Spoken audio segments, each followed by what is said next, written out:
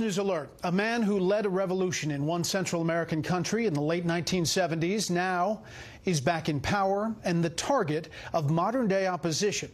They say he's become too comfortable with that power.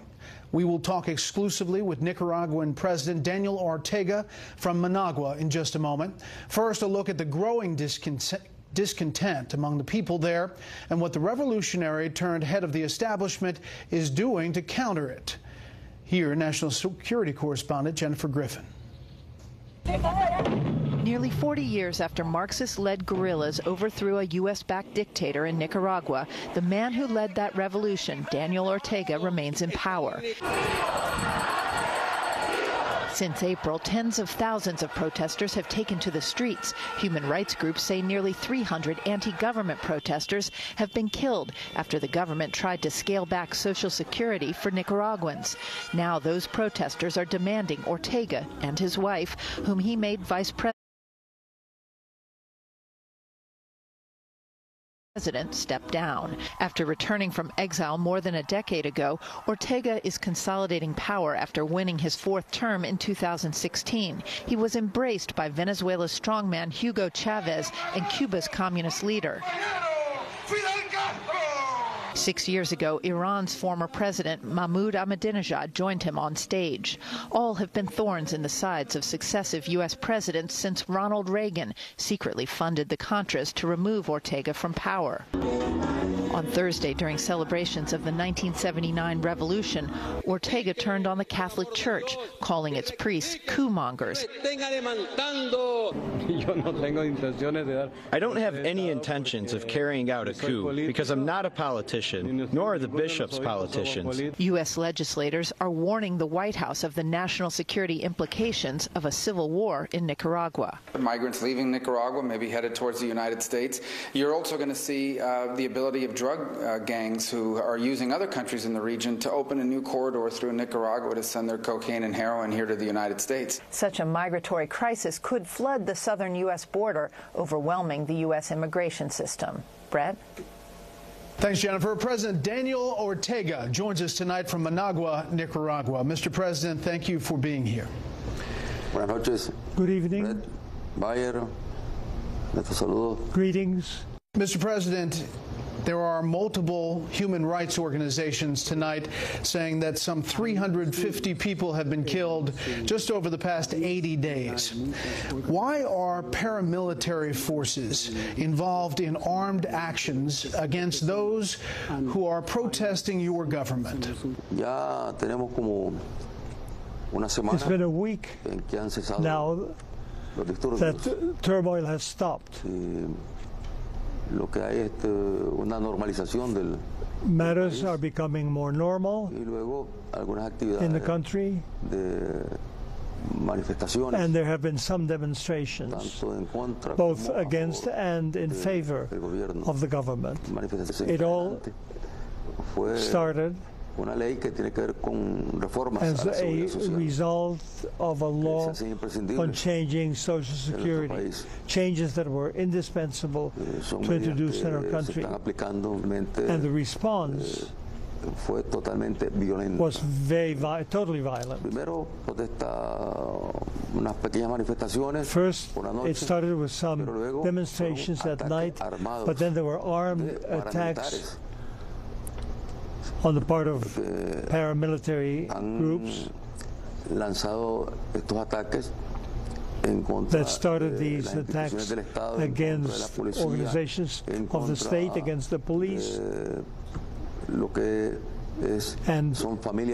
against families that are loyal Sandinista families, and then they started blocking the entire country. They were closing the country. They started arresting citizens and torturing citizens. You're saying that you don't control these paramilitary groups? If you don't control them and they're acting on behalf of the government, who controls them? These are groups that obey political organizations. Some even have elected deputies to the National Assembly. They are members of the Liberal Party. Others did not participate in the elections. They refused to do that, and they've been organizing these paramilitary groups for some time now, and they have taken advantage of every small situation in launching attacks. Mr. President, they are attacking protesters who have called for you to step down. They are attacking protesters who say that you eliminated term limits, that accuse you and your vice president, your wife, of setting up an authoritarian dynasty. They are attacking the Catholic Church that has spoken out against your government. So you are distancing yourself from all of these attacks? First of all, in none of the peaceful demonstrations have we been attacked.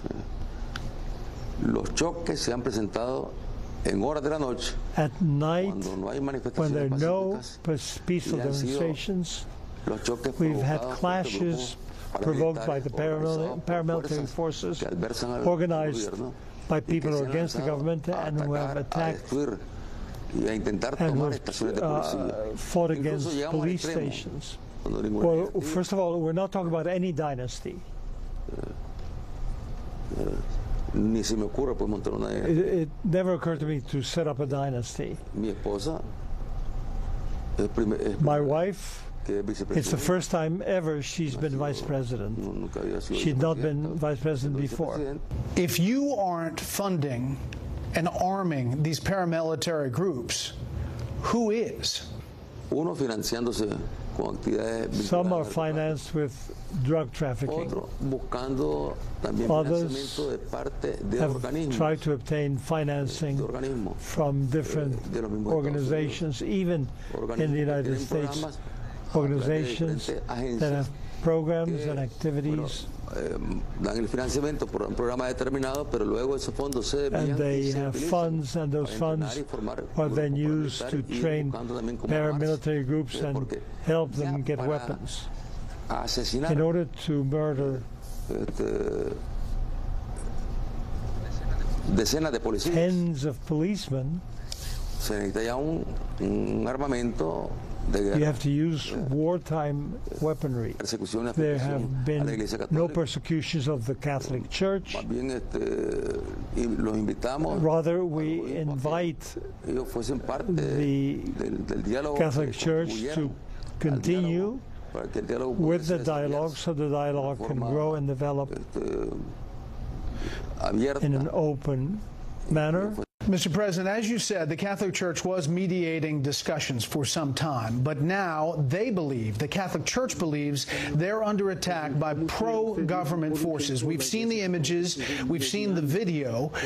You have the auxiliary bishop in Managua tweeting out, the government of Nicaragua crosses the limit of inhuman and immoral. The international community cannot be indifferent. This is a bishop in Managua. Obviously, the Catholic Church believes they're under attack from you.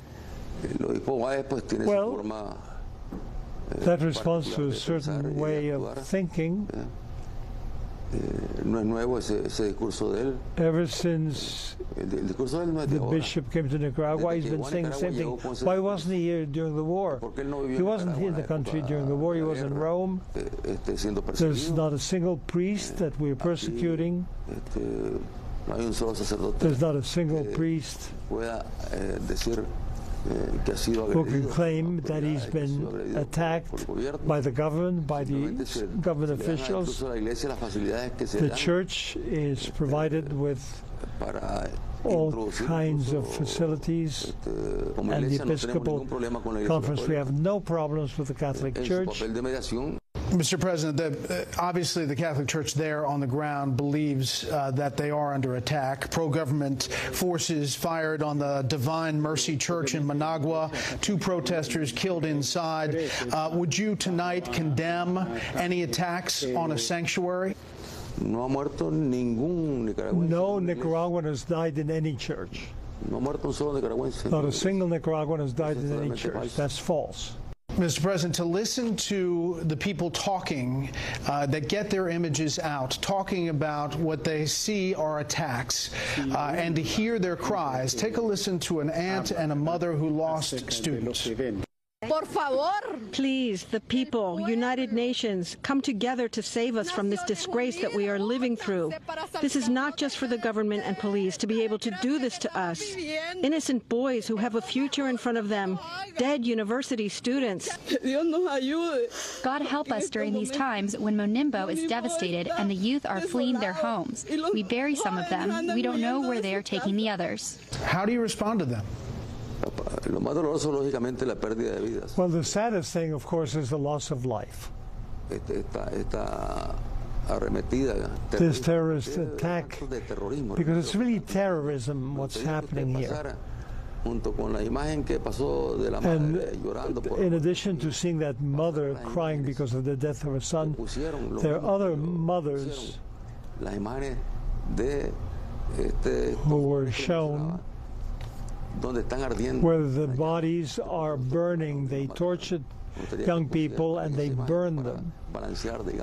This situation is made public to scare people, to sow fear and terror among our people. These are groups that obey political organizations. Some even have elected deputies to the National Assembly. They are members of the Liberal Party. Others did not participate in the elections. They refused to do that, and they've been organizing these paramilitary groups for some time now, and they have taken advantage of every small situation in launching attacks. Mr. President, this week the U.S. Congress is going to pass, we're told, a resolution condemning the violent actions of the Nicaraguan government against its citizens. Among other things, it will say the recent protests led by students have been met with violent and brutal response. The murders and the violence have continued, torture, disappearances. The government has also shut down media outlets, denied basic medical care to protesters, and attempted to poison their food and water, and sanctioned the murder of political opponents. That will pass the U.S. Congress this week. What message do you have to the U.S. that this is going to come to an end? It's totally untrue. In hospitals, they've treated everybody. There are plenty of proofs of that. People in hospitals have been taken care of. There's been a campaign of lies, terrible lies, to try to hurt the image of Nicaragua and of its government, and in support of activities that have become more and more prevalent. This is not new that the Congress of the United States deals with matters having to do with Nicaragua and that it take measures against Nicaragua. The history of our relations with the United States has been painful. I don't want to repeat it. Mr. President, 40 years ago, you were a young revolutionary fighting, as you say, a brutal family dictatorship, the Somozas. Now, the protesters on the street chant, Ortega and Somoza are the same thing. To end the violence and to help your country, would you consider you and your wife stepping down from power? We were elected by the voters. So there have been electoral periods, there are term limits, and our electoral period ends with the elections of 2021, when we will have our next elections. And then we'll have to see who will be voted in for the new administration. You agreed in May to have early elections, but then you rescinded that decision in June. Would you agree to have early elections, sir? This business of moving up the elections is something I've heard about, I've heard people talk about, but I haven't indicated that the elections need to be moved up. To move up the elections would create instability, insecurity, and make things worse. Why did you agree to this interview? What message do you have to the American people and maybe to President Trump? We are a small country with a fragile economy, but we deserve respect. We deserve respect as any state of the United States deserves respect, no matter how small that state of the Union is. They deserve respect, and we equally deserve respect. We are a country in this hemisphere, in this part of the world, and we have strong links of all types with the American people. President Daniel Ortega from Managua, Nicaragua. Mr. President, thank you for the time. Gracias.